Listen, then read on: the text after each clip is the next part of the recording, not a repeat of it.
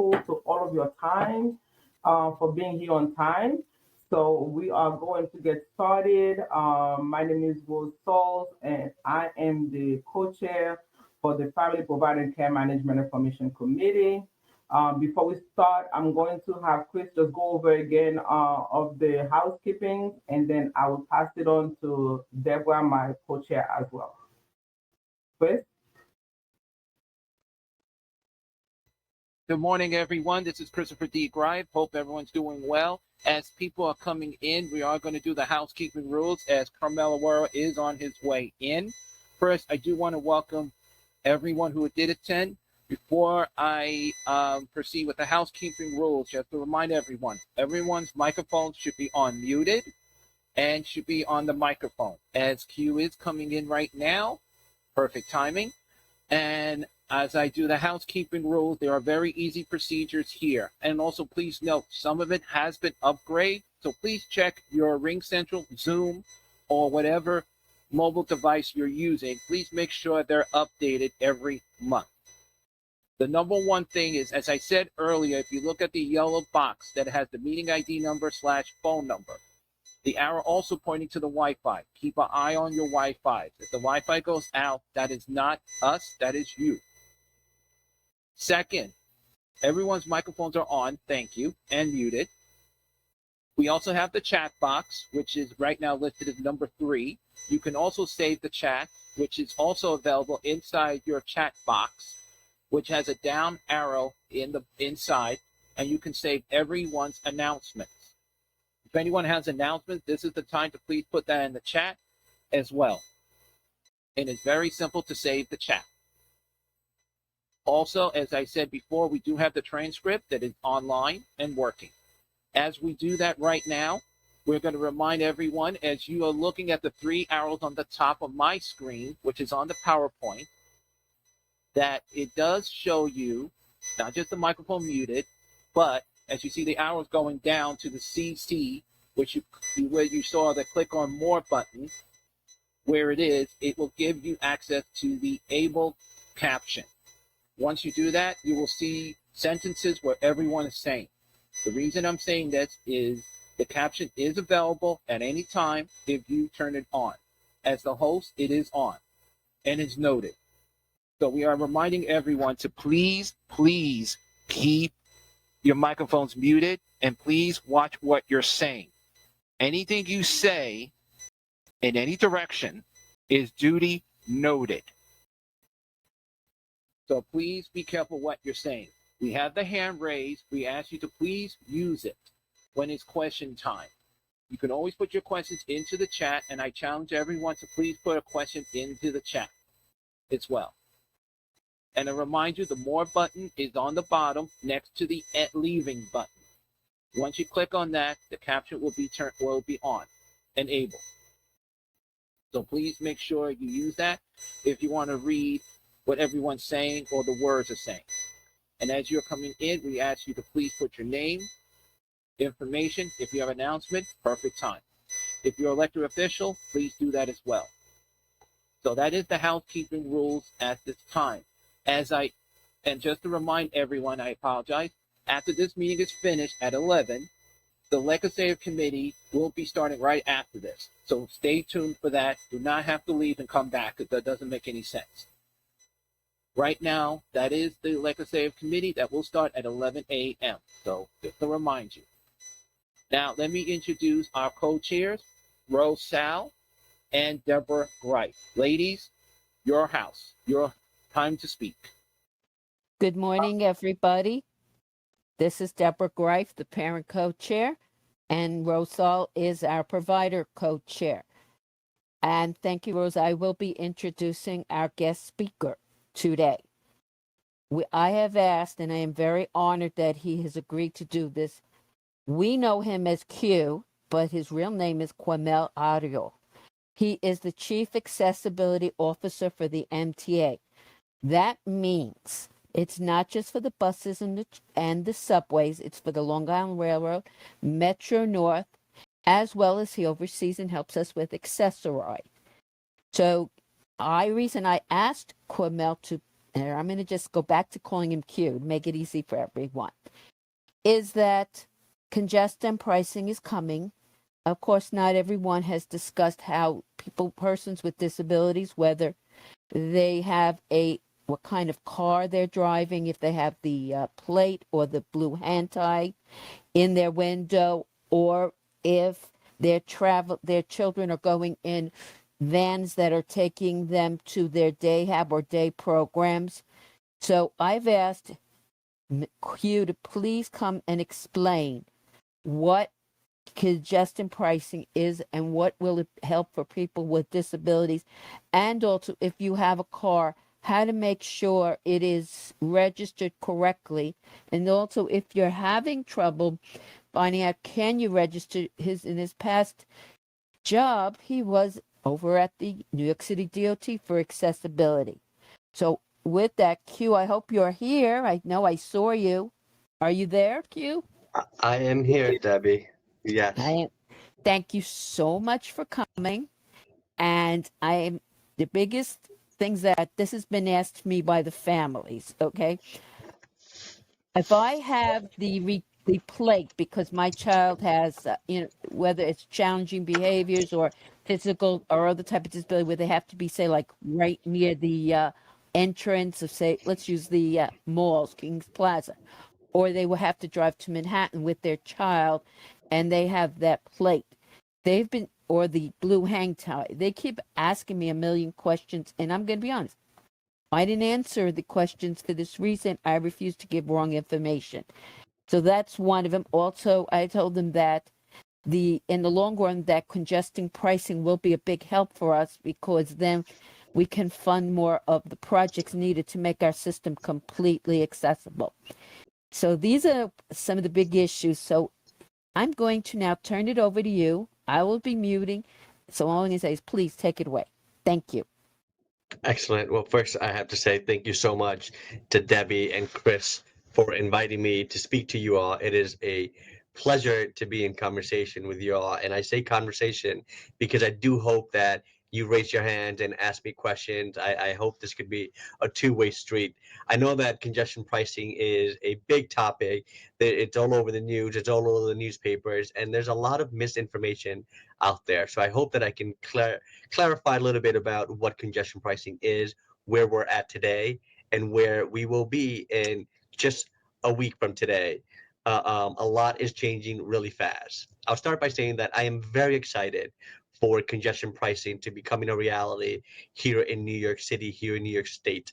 I say that because congestion pricing will deliver a lot of good benefits for all New Yorkers, including New Yorkers who drive. I am very concerned about our environment, and congestion pricing, when implemented, will be like building another Central Park for the quality of air. As many of you know, there are a lot of people in Harlem and the Bronx with terrible asthma rates. And that's because the carbon emission and the air quality is so poor here in the city. Well, congestion pricing will seek to reduce vehicular travel in New York City significantly, between 100 to 200,000 vehicles, reduction in vehicles driving in the city. I'm going to say that again.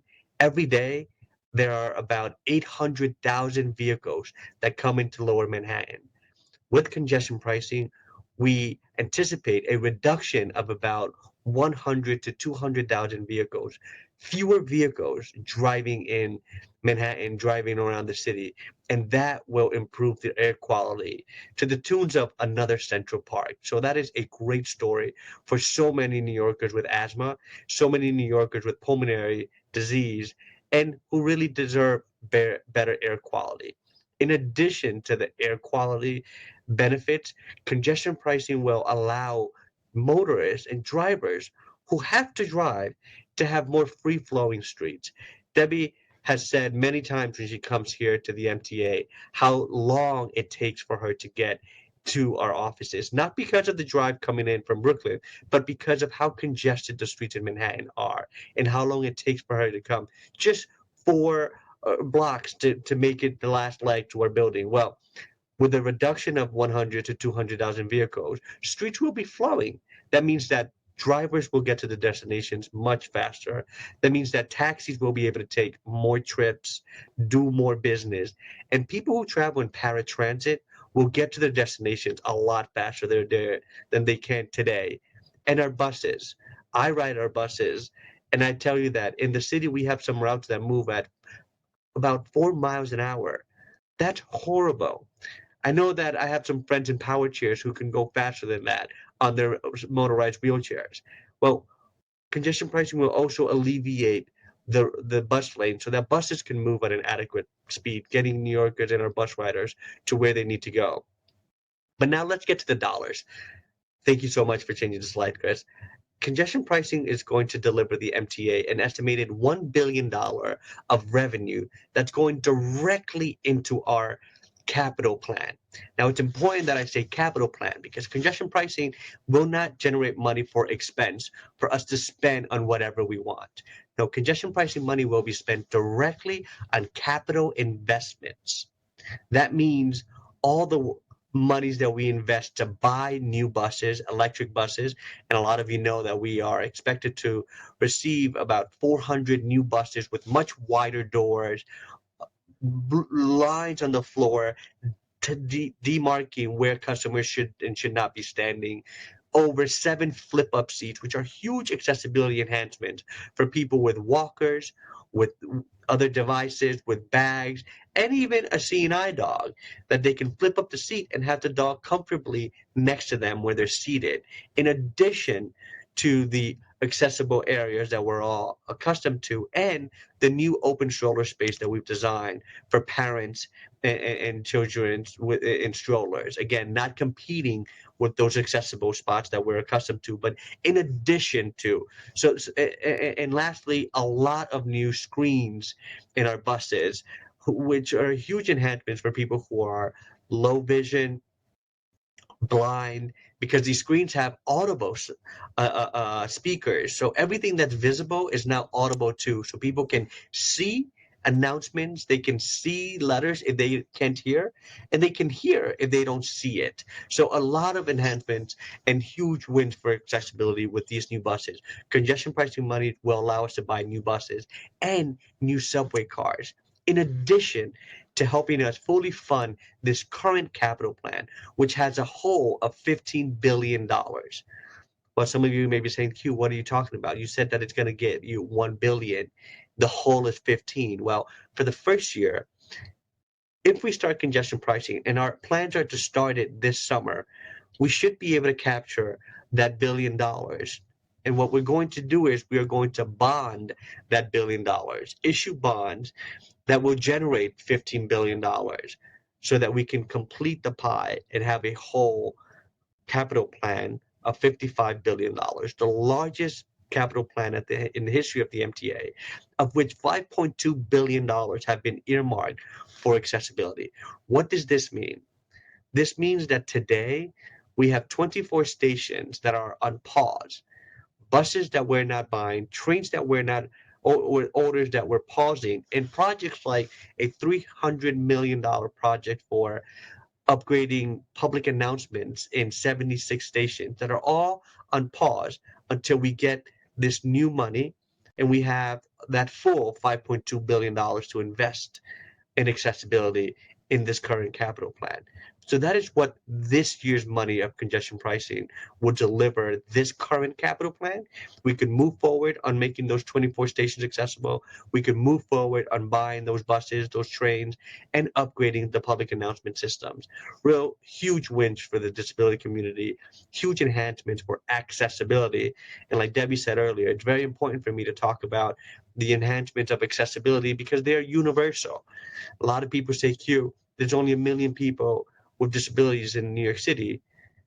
How come you're investing so much money? How come you have such emphasis on this? Well, my rebuttal to those people is that accessibility is universal, and it includes enhancements for our 1.5 million New Yorkers over the age of 65. Very few of whom would ever let me call them disabled, but all of whom benefit from all the accessibility enhancements that we are making. So it's the seniors, the aging New Yorkers, the parents with strollers and children with disabilities, the tourists. Last year, we saw 62 million tourists in the city. And every enhancement for accessibility makes visiting the city a lot more of a pleasant experience for them as well. So the pie of who benefits from accessibility continues to grow, and it's really a universal enhancement. So congestion pricing will be a benefit add for all those New Yorkers that I mentioned. Now, specifically on the exemptions, disability has been the only exemption that remains in congestion pricing. And for those of you who do not know, congestion pricing was passed in 2019 as the law of the city of New York. In the city of New York, we are implementing it now, with the only exemption being for people with disabilities, vehicles that are carrying people with disabilities. And that includes school buses and buses that move on a schedule, and of course, individual vehicles. Now, you do not have to be a driver to get that exemption. If you have a qualifying mobility disability, you will get that exemption. And the way that we will be administering this is we will have an application process open in a couple of weeks. Already there's a website for MTA congestion pricing that tells you all the frequently asked questions, that tells you a lot about how much we're charging, the different hours and the different charge depending on the hours, and how much a vehicle pays depending on their size. For the disability community and the exemption, we have created a program called IDEP, Individualized Disability Exemption Plan, for people with disabilities, not New Yorkers, people, because you could still qualify even if you don't live in New York. And that the exemption for disability will be made as a qualifying source, the same measure by which we qualify our paratransit customers. So if you have a disability that impacts your ability to walk, and that may be a visual, a cognitive, a mobility disability like I have, then you will qualify for IDEP. You do not have to have a disability license plate like was initially thought of. We are not leveraging those plates because there are not very many of them and there's not a very rigorous system. We want to stand something up that meets our criteria. So people will have to get an assessment to have IDEP to get that exemption, unless they are paratransit customers. And that's important to us because those folks have already gotten an assessment that we trust, that we verify, that meets our needs. So if you are a paratransit user, but you also have a vehicle that you drive, or you have a vehicle in which you are driven, you will be able to sign up for IDEP and automatically get IDEP for one vehicle. So if you have a family member, a spouse, or a caregiver who drives you around, they will be able to upload their vehicle for your disability exemption, and that vehicle will not be paying the toll. Again, very important. You do not have to be a driver. You do not have to have a disability plate, and we are not looking at hand tags. You could buy those hand tags on Amazon these days, so we are not utilizing that. We are using paratransit customers and the city's PPPD holders, or people who have the parking placard for people with disabilities. There's an ecosystem of about 24,000 people who, again, have been assessed by a medical professional and have verified that these individuals have a mobility disability, be it visual, cognitive, or physical, that impedes their ability to walk, and therefore they need that parking permit. If you have a New York City PPPD, and there's about 24,000 people who have them, and that includes people who live outside of New York, by the way, you will also be able to get IDEP automatically because you've gone through an assessment center that we trust that meets our criteria. So those people in those two buckets, paratransit or PPPD, will automatically get IDEP. If you are not part of either, but you feel like you qualify for IDEP, you will be able to sign up and come to one of our assessment centers. We are putting up assessment centers in all 5 boroughs, separate from paratransit assessment centers, and you will be able to be assessed. And if you have a qualifying mobility-based disability, then you will get IDEP. If you do not qualify, then you will not get it. These programs are being put together right now. Our intentions are to roll out congestion pricing sometime this summer, and in the next 2 weeks, you're going to have a more enhanced website than what you have today, going into those details about how to sign up for the assessment centers, what I said about not paying for it if you have IDEP, PPPDs, or Access-a-Ride users getting it automatically, but still having to sign up for it and uploading that vehicle that you will be using. Congestion pricing is a fee of $15 once a day when you break the seal, when you come into Lower Manhattan, and that that geography is 60th Street and everything below 60th in Manhattan. If you are driving in the West Side Highway or the FDR and you do not go to a local street, you will not be charged. Only folks who are coming into Lower Manhattan and hitting a local street will be charged that fee. However, if you come from New Jersey or Long Island or another place where you've already paid a toll, you will get a $5 reduction. So your toll will only be $10 for entering the zone. Again, that is only charged once a day when you enter that Lower Manhattan area. People with IDEP will never pay. People who do pay once can come in and out as often as they need to without paying again for the day. And those charges will be procured 9 a.m. to 9 p.m. on weekends. After 9, it's $375. And during the weekdays, from 5 a.m. to 9 p.m. After 9 p.m., it's again $375 for the overnight shift. And we did that so that we don't adversely impact low-income people who have to work at night and have to drive. So again, the cost is $15 a day, unless you are coming from somewhere where you already pay a toll. If you do, that'll be reduced to $10. But if you are a person with a qualifying mobility disability, you will be able to apply for IDEP and you will not pay. That vehicle will not pay the toll at all. This is a camera-based operation, meaning that there are cameras already installed. About 90% of the infrastructure had already been installed all around the island, 60th Street and every entry below, to capture vehicles entering the zone so that they can charge. And we are going to be leveraging Easy Pass. People who don't have Easy Pass will be looking at that license plate and charging that plate. But if you have a IDEP and you have that exemption and you don't have Easy Pass, we'll be looking at that plate and charging, and that plate will come up as a, wait, this plate is IDEP. They don't get charged. You will not get charged. So again, this is a plate-based system with cameras that will be capturing whether you are exempted or not. And if you are, you will not be charged ever in those vehicles. One vehicle per person with disability. So that is the program. There's a lot more information that will be made public on our website starting in the next 2 weeks. And this summer is when we plan to roll out, to start the program. A lot of you might have heard there are some lawsuits out there. Those lawsuits have been combined. We have a New Jersey lawsuit and we have a New York City lawsuit that aggregates the 5 total lawsuits that are out there. And we hope to prevail. This is a big project of high interest, not only for the city and the state, but for the country.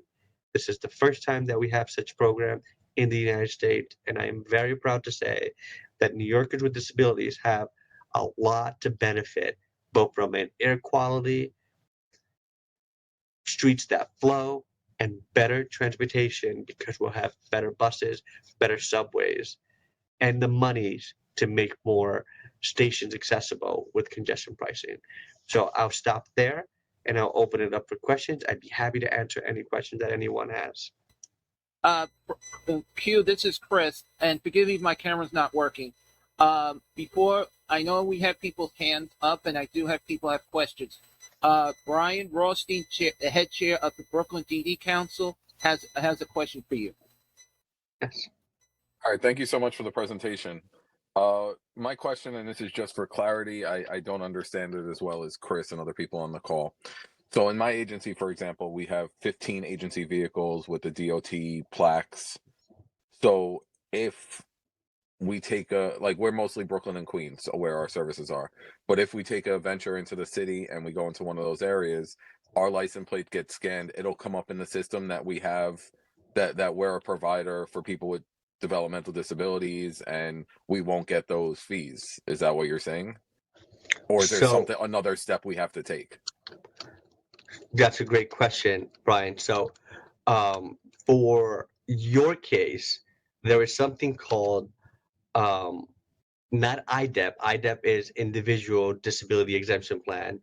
Um, ODEP is what you will want to be looking for. And ODEP is a plan that will make exemptions for organizations with vehicles that move New Yorkers with disabilities, people with disabilities. So that would enable public or private organizations that transport people with disabilities, such as Access-a-Ride, Ambulance, or others, to register so that their qualifying vehicles are also exempt from paying the toll. So you will have an option to apply for ODEP, which is the Organizational Disability Exemption Plan, not for IDEP, ODEP. And in 2 weeks, we're going to iron out all those details, and you'll be able to see in the website how to apply. It'll be a digital website that you can apply, upload your vehicles as well for the Organizational Disability Exemption Plan.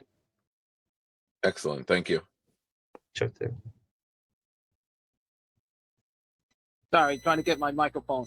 Sal, because I was just going to come to you, and then I know Rochelle. I know you're here as vice chair of the DD Council.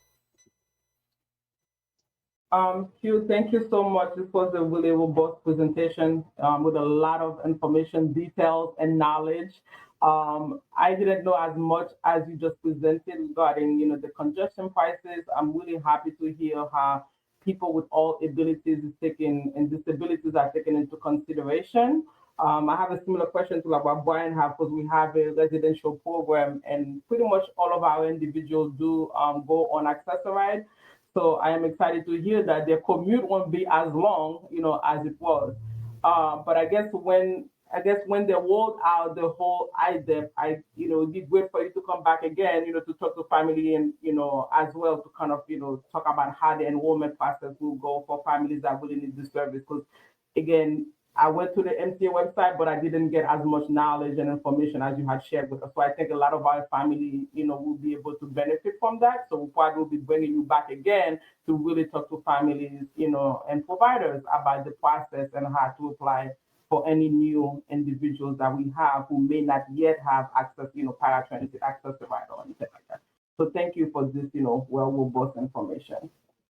No, thank you so much for joining, Rose. And I would add that individuals who ride paratransit will not pay for anything congestion pricing related. So if you ride paratransit, you will not be impacted at all by congestion pricing. If you're part of our e-hail program, we will be rejiggering, we will be changing what we pay for your trips to make sure that we absorb those costs. So paratransit customers will never pay anything based on congestion pricing coming into effect. But yes, you are right.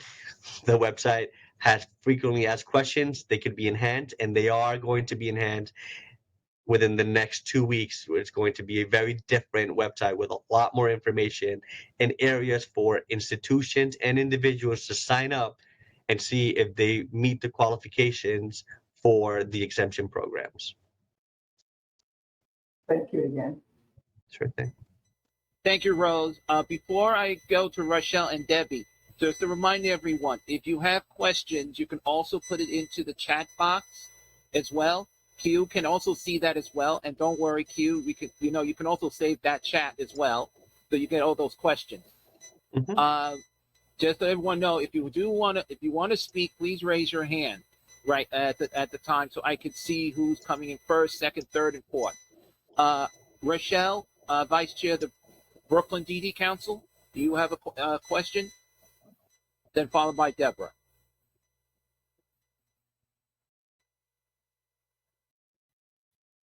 Rochelle, you're still muted.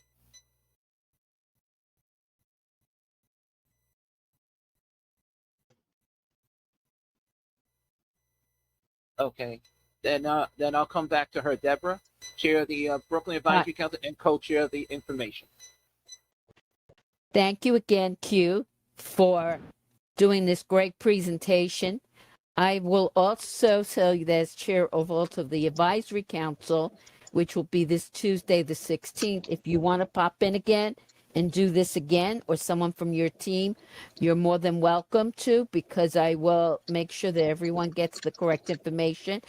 And one more important thing, I did tell you, you are allowed to say I'm a senior citizen with disabilities. Because today I'm 65, but Friday I'm going to be 66, or as my son says, Route 66. So, and I have to tell you, the buses that go 4 miles an hour, my walker and I can beat them. So I know how important this is for congested price, but also is we also have to help we have to help everybody who can sign up with the for their plate with DOT, because they're not always as, actually I have to tell you, it's easier to get Accessory than to go for the DOT plate. So if we can all work together to fix this, because I don't want people being charged when they are disabled. And also we have to help, a lot of our families are really in the low income level. So we got a lot of work to do, but we're going to work together. So what about? Debbie, So I love that you just said that, because you reminded me that people who do not meet the qualification for IDEP but are low income are also going to get a 50% discount on their tolls. And the governor is also giving low income families a tax rebate if they have to pay for congestion pricing. Now, those are families that live in the central business district area. right. We are providing that 50% discount for those families that are low income, and the governor will provide that tax rebate. So even if you do not qualify, but you are low income, we have also thought about that, and we do not want to adversely impact you or your family. So we are also providing not exemptions, but discounts and tax rebates for those families. And there's one more thing I want to ask you to do, please. We have to. The people bring up in mistake fares for MTA. Except the day you turn 65, I have to pay full fare for Accessory. So we need to also advocate, but I want everybody, and please correct me if I'm wrong, Q. The MTA does not control fares. They help you get it, but they don't administer it. Am I correct? Did I say that right? Did I say That it is right, Q? correct. Fair Fares is a product. Yes, Fair Fares is a program that is paid for and administered by the city of New York to pay half fare in the MTA services. Fair Fares is a program for low income New Yorkers that would give you 50% fares at MTA. Thank you for that. And also, as you know, the advisory council is doing resource fairs.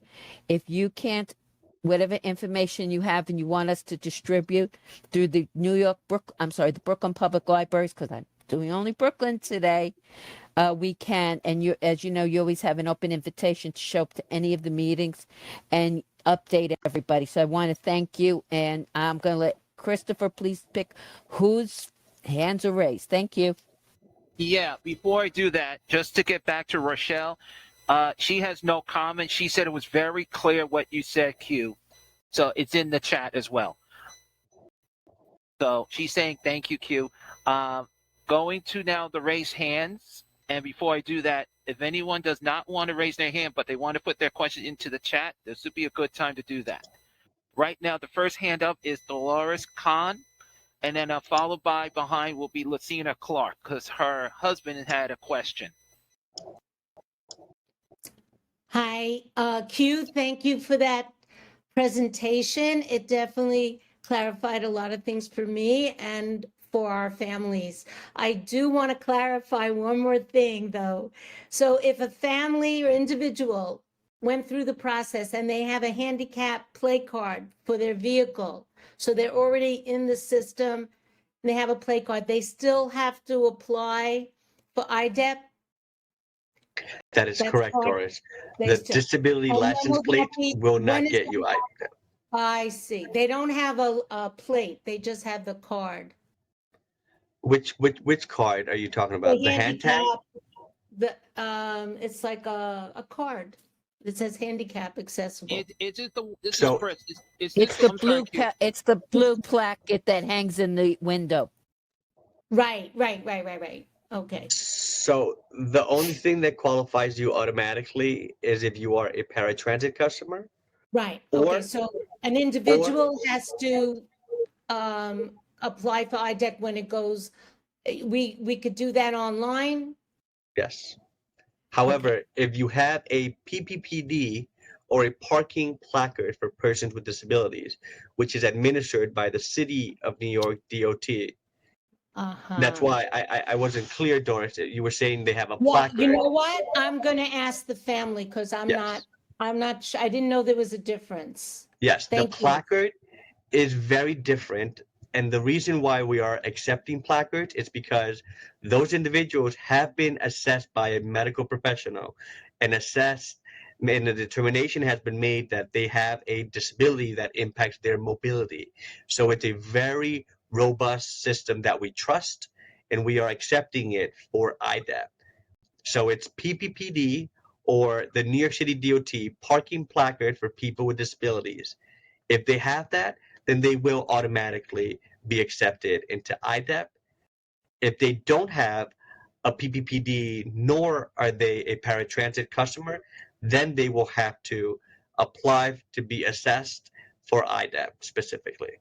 A disability license plate will not qualify them, and a blue hand tag, or what people call the handicap hand tag, will not qualify them for IDEP, mainly because you only need a doctor's note to get a disability plate, which DMV authorizes. There is no assessment, so we don't trust it. And the hand tags you can buy on Amazon, so we don't trust those either. Thank you. So you would have to go through the website is going to have a link to complete application to IDEP Correct. if we have it. Okay. And if you need an assessment, the website will tell you about that too. Correct. Thank you very much. Sure thing. Thank you, Doris. Lucina, there to answer because you're here because you had families had a lot of questions about the prices for people with disability. Yeah. You want to continue that question because your husband was not here, claimed he was I know going to you're be here. concerned about that, but also Concern- the other concern was Go ahead. with the. I think Brian had asked that question with the ODEP and the IDEP, or what, as for example, organizational vehicle going into the city. You know, what is that process? But I think Mr. Arroyo had mentioned that it'll be something on the website that you can go into, upload or whatever information you need. Because I remember this year when we were doing that, sending in back the permit to get that was a lot of confusion and miscommunication and misinformation. So hopefully by this new plan, we'll have a better access to getting that permit back correctly and on time, because it took forever and ever and ever and amen to get it. And you know, agencies, we have to do work in the city or do whatever, and that does really set us back sometimes when business has to be conducted. So thank you. And also, Chris, you were saying with the parents, I know some parents, again, I understand the frustration of having a handicap because anybody can print these things now. So I understand, you know, fraudulent, but also too, our families also need the assistance in making sure they get the accessibilities so they can take their children to the doctors in the city or where they have to go without being penalized. So thank you for the info. You're welcome. If you guys can hear me, because my Wi-Fi is acting up. Hello, guys. Yeah, I can hear you. We're good. Okay. Anybody else is okay. Christopher, can you hear me? Okay. All right. Does anybody else, Christopher, I'm have checking any the other? chat now.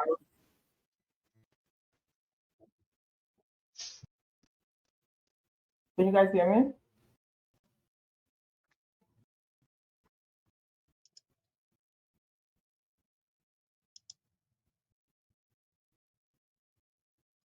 I'm looking at the chat right now. I don't see any more questions in the chat. I don't know if anyone else have any questions.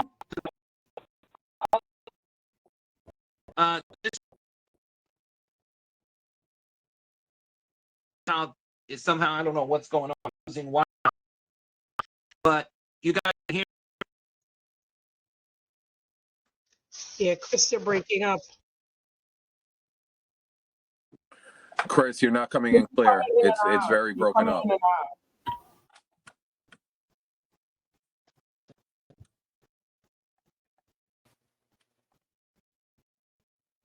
There you are, Q. All I'm right. here. Okay. Anybody has their hand up? Let's see. Yeah. The question was that was the last question. Okay. Great. Then I'll let you continue with your meeting then. Thanks for having me. Cheers.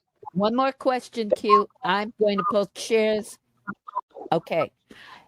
Can you also make sure when you have more updated information, you make sure that I know you will share it with us, but also can we do some kind of within the next 2-3 months training to help families and agencies to be able to sign up and how to understand the forms correctly because they are very confusing. So we can set this up at another time, but it's also, I wanted to thank you for coming, but I wanted to get this in before you left. Yes, Are you able? I'll be happy to. I'll be happy to provide that. Yes. Thank you. And if we can also set up, we'll do it virtually, make it easy. But can we also do a Definitely. Once the system's up, easy? I'll make sure that either myself or Sarah has a walkthrough with you. Yeah, we do need a Okay. lot of walkthroughs because everybody asks me questions about it. And I look at them like, I'm sorry, I don't own a car. I do understand, but DOT is very tricky. So if you can assist us to help them understand how to read the forms and how to fill them out correctly, it would be a big help. So Happy to. thank you again. Thank you Okay. so much. And thank you for showing up. And please remember what I said. You are allowed to address me as a senior with a disability. It doesn't bother me. I'm happy about it. All right, Okay? Debbie. Thank you all. Have All a right. good day. You're welcome. Thank you. Thank you. You too. Take care. Bye. Okay, Rose? I'm Is here. anybody here at Chris? We see Hi. you. Great. No, before we do that, because we do have Brian and Rochelle, and I see Rochelle's back in action. Yay, Rochelle. Okay. And I can hear her too. But Yes. since Brian the chair is here, Brian, can you Yes. announce the family support fair and the next DD council since you're here? And this would be a great opportunity because we never see the chair. We always see Rochelle, but we'd like to, hear a few words from you, sir. Okay. So, and see that you have his picture up. There we go. We could see you now. Go ahead. Good morning, everyone. So, as most of you know, I am the chairperson of the Brooklyn DD Council, and we are very happy to be having our annual Family Support Fair return. It is going to be taking place Wednesday, June 5th at Brooklyn College, back where it used to be. I know everyone always had a good time there. It is going to be from 9:30 to 2. Registration is live. We ask everyone to register, even if you're not an agency paying for a table. We just need to know numbers and who's going to be there and how best to market and support everyone that's showing up in attendance. There's going to be tons of waiver service providers. There's going to be representatives from OPW, representatives from MTA, legal, benefits, medical, clinical, technology working in our field. I think we're hitting everything from A to Z when it comes to this resource fair. So I think it would be great if you can attend. You'll get lots of handouts. Every agency shows up with something to give away, so you remember their name. So there'll be bags that you can fill up, lots of goodies to give away, maybe some light refreshments. So please register. I will put the information, or I believe, Chris, did you put the information in the chat? If not, I will see if I can put the I'm information. not- No. All right, so I'll see if I can add the No, I information. think I had not got a chance yet because I've been having I'm having a Wi-Fi issue. Okay, so I will try to get the information in the chat, but you can always find it on our website, bkddcouncil.org. And if you're not on our mailing list, go to our website. You could sign up for our mailing list. And then also next Monday is our next general monthly meeting for the Brooklyn Council. And we'll be having a short presentation by a parent who founded My Circle of Girls NYC. In addition to updates from all of our committees and OPW and IAC and Brooklyn Family Support Advisory Council. So we hope to see you there Monday. It's via Zoom. Again, on our website, the link is there on our calendar. Starts at 10 a.m. Thank you. Yes, and Brian, the Brooklyn Advisory Council, will be participating, but this Monday we are also doing, and I thank you, Chris, for not doing it on my birthday. We moved the resource fair to Monday, April 15th, up at the Greenpoint Library. So we have the agencies, and yes, you can still do the meeting too, because if you have your cell phone, you can watch it through your phone too. But again, thank you, Brian, and we'll be very happy to be there. Remember, also, the Family Support Fair is going to be on Wednesday, June 5th. And we're so glad we're going back to Brooklyn College. Thank you, Brian. Thank you. Rose, it's your turn. Can you guys? I hear you. All Does right. Thank you, Brian. I had actually put that in the chat for Debbie because I had stepped away from my desk to make sure we mentioned the Family Support Fair, because we are so excited to have this fair. And if you know of any families, please, I know I have my CCOs there. I have care designers on the call, ACAs on the call. Please encourage your families, encourage your care manager to, let the family know about this fair. It's going to be exciting. It's been a long time, right? Since COVID, we haven't had a fair. So we welcome all of you back for this Family Support Fair. Brian, thank you for being on the call. I guess a lot of you get to put some faces together, because I know some people may not know Brian by face, but we know a lot about the DD Council. I think this was a really great session, and I just wanted to add again, I know I've always said that in our meeting, if each of you who are on the call bring someone with you, we will always have a powerful family and provider, committee meeting. So if you can invite someone, as we collaborate together, my plan is to schedule another meeting with Care Design and ACS, so we can work together, right? It's family and provider and care management, right? So we can come up with topics for our next meeting, because I really want to bring topics that, the families and the providers are interested in talking about. So I will be sending out an email to schedule a meeting with Care Design and ACA. And if anyone knows of any contact for Tri-County, I already have PHP as well. So we all could meet together and brainstorm for, next year to come up with topics, right? That is going to be beneficial for families, for providers, and also the CCOs, so we can discuss on this call. So stay tuned for my email, so we can be able to have, ongoing conversation and dialogue about the services, we're going to be providing for people with disabilities.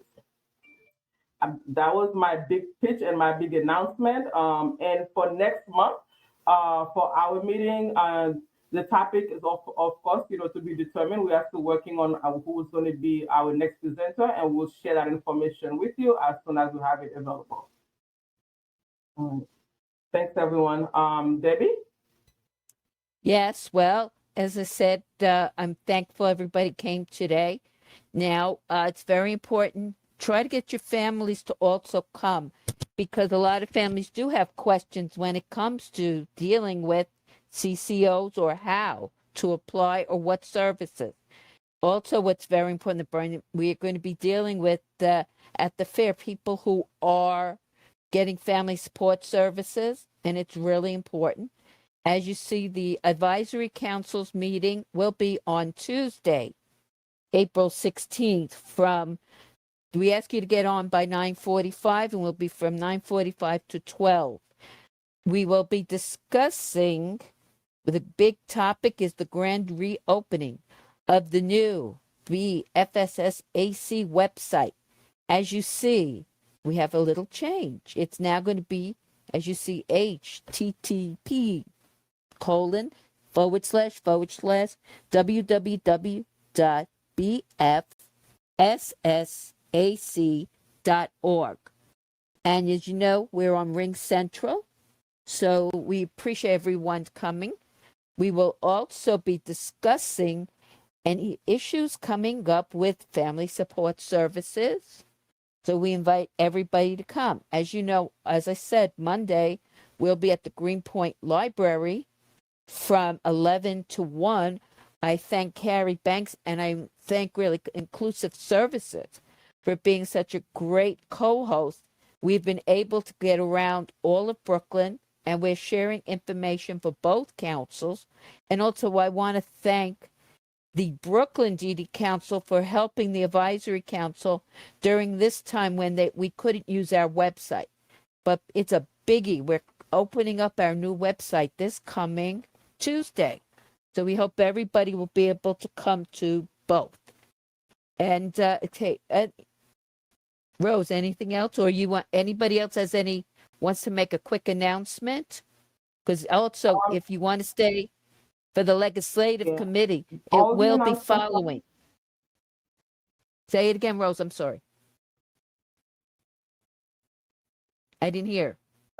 Hold on, Debbie. Yeah, all the announcements seems to be in the chat, but if any of you are on the call and you haven't put in your announcement, this is a good time. Or if you just want to call it out now, we have a few more minutes before the legislative meeting happens.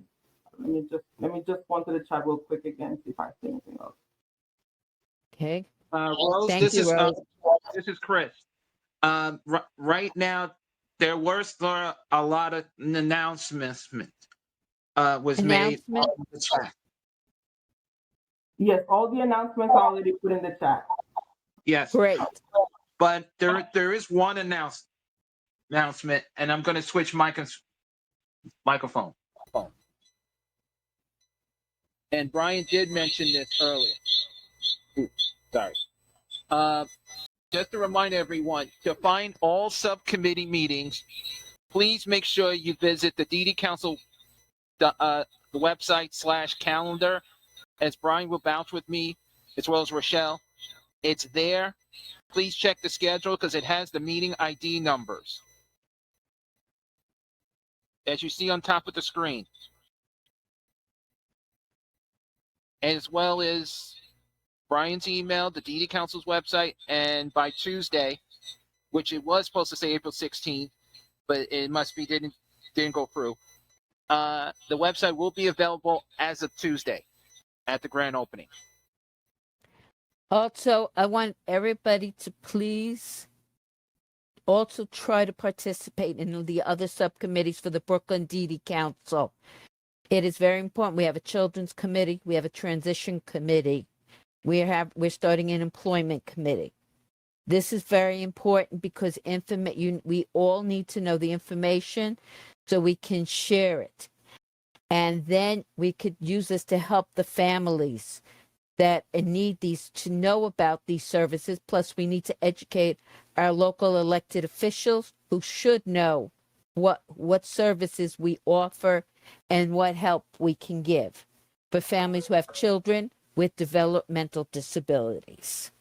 So I implore you, please go to the Brooklyn DD Council's website and click on where it says org calendar. Please, it's the calendar. It's extremely important.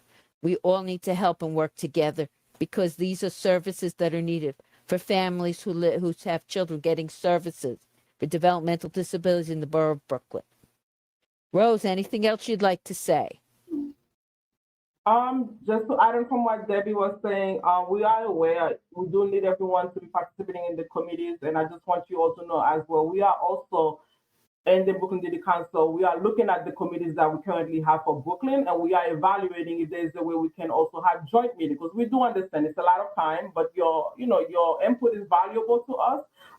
So if you can share with us any ideas that you may have, and we are thinking about, doing joint committees so like that, we're not having too many meetings. But again, those committees are very, are very fruitful. There's a lot of information for families, for providers, for all of us to come together and share ideas, talk about the waiver services. So we encourage you, to encourage the care managers who's available to come and join us during those committees. With all that Yes. said, I really don't have anything else. I don't know if anyone else have any questions, comment, concern before we switch over. And if in another 5 more minutes is going to be the legislative committee. This is the time. If anyone else have anything else to share. And if you want to do a presentation, please let us know, because we want to make sure that everybody, you may have a program that's new or services that may help our families. So, and we do want care managers to come. When this used to be the MSC committee, I know that this committee was packed. So please, if families are on, tell your care managers that you want them to go to these meetings, because this way they can help get information to help you get services for your family members. All right? Am I correct, Rose? Yes, you are. That's So right. once again, thanks everyone. Thank you all for being on the call. And about 3 more minutes, we're going to shift gear. We're going to go to the legislative committee. We're happy to see you. If you can stay on the call, please do so. It's another important meeting. This is where we advocate for the services, that we need for our individuals and our providers. So if you can stay on, please, we welcome you, and you ask that you stay on for the next meeting. Thank you all. And if you cannot, have a great